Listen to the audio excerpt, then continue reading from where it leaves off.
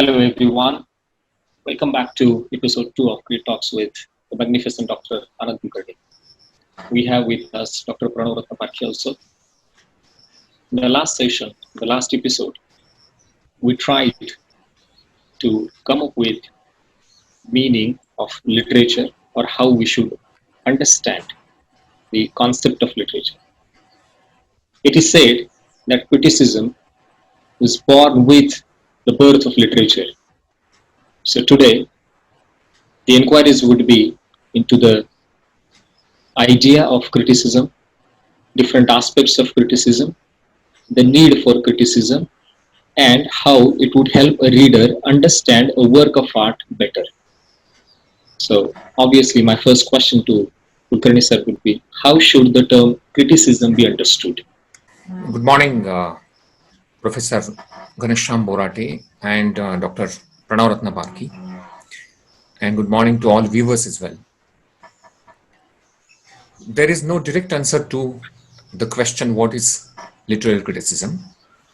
We cannot define it in exact and precise terms. This is because literary criticism has a very vast range. Its nature is very complex and very difficult, and its functions are different. It is because of these three reasons: the vastness of its range, the difficulty of its nature, and the variety of its functions, that it becomes very difficult for anyone to define criticism. But it does not mean that we cannot understand criticism. We can do so with the help of other things. At the same time, if we cannot define criticism, that there is no comprehensive definition of criticism, so also you cannot have a precise location or a point from where you can argue that criticism originated. So both definition of criticism and origins of criticism are difficult to state. But then we can understand what criticism is. And this is possible with the help of the nature and function of criticism. We may not be able to attain to the definition, but we can understand criticism with the help of its nature and its functions. Right. As I earlier said, its nature is complex, very difficult, and its functions are varied, many and different. But we can have a very simple and now generally accepted idea of criticism in terms of its function.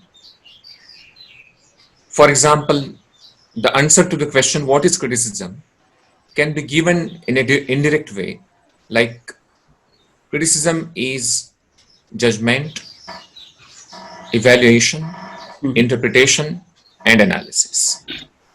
This is, as I said, in terms of function or functions. That is, we define criticism in terms of functions.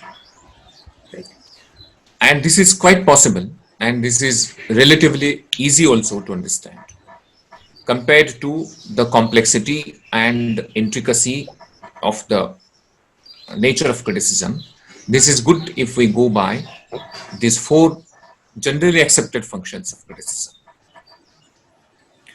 If you go back to the classical antiquity, you will find that criticism was not the analysis, it was not the interpretation, and it was not even evaluation in the present sense of the term. Analysis is a modern phenomenon, and evaluation and interpretation have been medieval, that is at least pre-modern. But judgment is something which was classical in its nature. If you go to the Greek literary criticism, you shall see that criticism in those days was surely judgmental, and it was less evaluative, it was less analytical, and it was less interpretative as well. The reasons we all know, because literature in the classical and pre-classical period was mostly a public performance, a public activity, and that it was supposed to be publicly performed, publicly enacted, and that poetry and literature and criticism were not separate, that there was not a separate branch of criticism existing those days. Poetry itself was self-reflective and self-critical. So there was no reason why criticism should have existed independently. Naturally, uh, there was nothing like analysis and interpretation. There was nothing like evaluation also to an extent, but judgment was certainly there. And you all might be knowing that there was someone called Rasport, the singer. Raspots or the singers were there. Yeah, in Greek period, who did both jobs. That is, they enacted publicly, they sang songs, and these songs were self-critical, self-reflective. So Raspots were supposed to be the earliest critics in that sense. If you are bothered about origins of criticism, you can go back to the period of Homer, because Homer's poetry, somewhere around 700 BC, the date is not fixed, but around 700 BC, Homer's poetry existed in the form it is today. And Homer's poetry contained both poetry and criticism. So there was no need of separate poetry. That his poetry was both educational, instructive, and giving delights and pleasures. So in Greek period, at least in pre-classical Greek period, we did not have the separate notion called criticism. It was included in poetry itself. So the second question perhaps I would turn towards is, then how do we understand the difference between modern concept of criticism and classical concept of criticism? So the difference is very obvious, because in classical period, criticism, as I said, did not exist independently. It was the part of the overall Greek cultural activities, and these activities were varied in form. For example, it was political, cultural, social.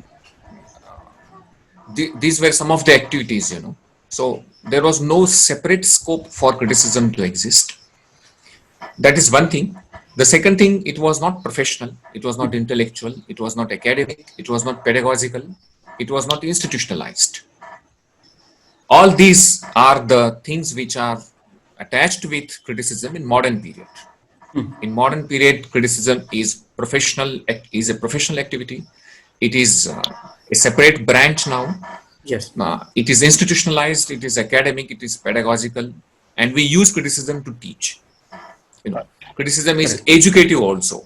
In a way, it enriches our tests. It is supposed that criticism has this role, and we all know Matthew Arnold came out with this idea that criticism has this role of enriching the tests of people.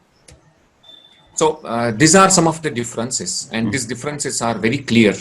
We can understand that criticism in classical antiquity was not an activity as such, whereas in modern period, it is a separate activity. Secondly, there is nothing like a structure that we have in the form of criticism. Criticism has its own structure. For example, it has its own vocabulary, it has its own terminology, it has its own theories, approaches to look at literature. There are certain methodologies, certain techniques and tools that we employ in the name of literary criticism, and that there is a wide variety of readers across the world who are at the receiving end, and the critic has to play the role of a mediator. So we have the whole structure in an institutionalized form in modern period, which was clearly absent in the classical antiquity. Okay. So it's quite distinctive. Yeah. Sir, can you actually, can we demarcate the point where this bifurcation took place? So we say modern, but exactly what modern means? Was it from Renaissance time, or was it something much later activity where criticism divorced from literature itself and became an independent activity, or rather a discipline? Yeah. it was till the classical period that criticism, as I said, did not emerge as an independent activity, an independent branch of academic exercise. But it was sometime late uh, in the Middle Ages, that it emerged as an activity of its sort. Okay. And the origins of its interpretative function can be easily located into the religious activities which were brought into in the Middle Ages. The credit goes to Mr. Thomas Aquinas, Saint Thomas Aquinas, and later on, earlier Saint Augustine, and later on Saint Thomas Aquinas. And these were actually the religious people practicing Christianity, and they wanted to interpret Bible. So naturally, they brought in interpretative strategies. That is, they were exegetical, biblical in their interpretations. So there was something like hermeneutics, the art or the field of interpretation, Yeah. which we can consider to be the beginning of the professionalization of criticism, or the emergence of literary criticism, though not in the strictest literary sense of the term.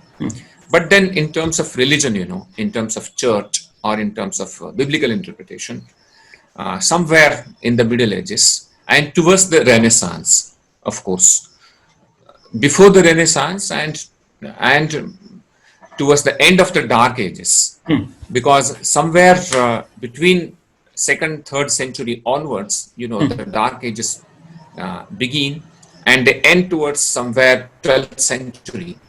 So this was a huge gap, and this was the gap which was full of the activities related to religion, and that there were lot of crusades and all those things as well, which were going on in order to establish the hegemony of the dominance of different religious groups in Europe and Asia Minor.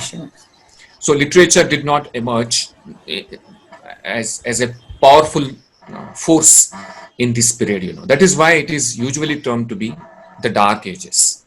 But towards the beginning of Renaissance, you shall see that there was this activity called hermeneutic activity, and it was devoted towards the interpretation of religious scriptures. Scriptures were supposed to be interpreted, and this idea of criticism as an interpretation could be seen to be derived from this hermeneutic activity of interpreting Bible. So from late 12th century onward, we may possibly argue, this is not very exact, but for the sake of our convenience, we can say that it is somewhere around 12th century onwards that we can see that criticism was emerging as a discipline on its own. However, it could find its own status somewhere towards the end of 17th century and in the beginning of the 18th century. Right. So there is a general feeling, this is technicalities are of course there, but there is a general feeling in the minds of the readers that basically what is the need of criticism? So can reader be a free, independent, and even can he enjoy literature without bothering about all these things? So issues of aesthetics, issues of values, morality, or even isms. We have so many isms in criticism. So without bothering about evaluating or judging it, can a common reader enjoy literature, per se literature, without bothering about criticism? So this is generally a sense in the minds of the readers. This is possible, ideally speaking. Principally, we agree with this proposition that we can do with criticism, or we can do with critical theories. Generally speaking, of course, but these are general things that we have to understand. Of course, this is a very subjective preference, a subjective choice. Anyone who is not very well informed, or who is not a critic, or who is not a student of literature, can also enjoy literature. There are no barrings, there is no denying the fact that you can enjoy literature without theories or without criticism. We can do that. There are so many people who are outside the academia, outside the academic world or educational premises, who can enjoy literature with the same intensity and depth with which probably you and I, or people who are involved in this profession called academics enjoy. So I don't think degree-wise there is any difference. Okay. But then the issue comes when you come to some of the texts which are very difficult and very experimentative, for that matter. You know. When literature became experimentative, criticism became necessary. Right. In the earlier period, criticism was not necessary because literature was not experimentative, or probably because literature was also a part of public activity. Literature in those days was a public activity, a public performance. So Not a people could specialized participate kind of- into, could participate into and could easily understand what was being sung or being publicly carried out. But So as what we had a moved saint forward, literature, for example. yeah, as we moved forward in the towards the modern period, literature separated itself from the public activity. You know, it became seclusive and it became to an extent exclusive also. So and also it became experimentative. Because of the experiments carried out, because of the isolation of literature from the public activity, criticism had to emerge. So criticism. Now we shall take some examples, like Finnegan's Wake. James Joyce takes the Finnegan's Wake, Right. the novel that you wrote. If you want to understand this novel, it's difficult for you. Or you go for any poem, for that matter, by Seamus Heaney, or a poem by T.S. Eliot, for that T.S. matter. Eliot, yeah. Even the Westland, it is difficult for you to understand if you are a novice, a beginner, and you Right. are reading it for the first time. And you will understand that it is a poem full of obscurities and difficulties. And it is only with the instructor by your side or with a guide which is giving you some insights into the poem that you can understand the beauty of the poem at all, if it has. Even Proofrock, So sir, there for are- that matter. Yeah, even Proofrock also. Sir, this there is a are so pertinent many- question. Sorry. This is a kind of pertinent question, sir, especially coming from researchers, that when we are, for example, appreciating drama or poetry, is it necessary to apply theories or take a help of theories or criticism in our research? This is specifically a question from researchers. That do we have to take concern of theories or help of theories? Can't we do a research without that? So please throw some light on that. Yeah. If there is a question of research, I think we should, because research is a specialized activity. You are having certain skill, you are having certain approach, you are having certain hypothesis which you would like to test. So in that context, I think you need to have a frame of reference, a frame of analysis, and theory or criticism always necessarily provides the researcher with a frame of analysis. Right. So if you are a researcher or somebody is a researcher and would like to do some research in literature, I'm sure theory and criticism will be of great help in the sense that it provides the necessary framework of analysis. Right. And of course, there is another side to that, but not for a researcher, for a student or for a common reader, that we need not necessarily fit every literary text into a frame of theory or a frame of criticism. We can enjoy it freely, and there is no reason why we should do that.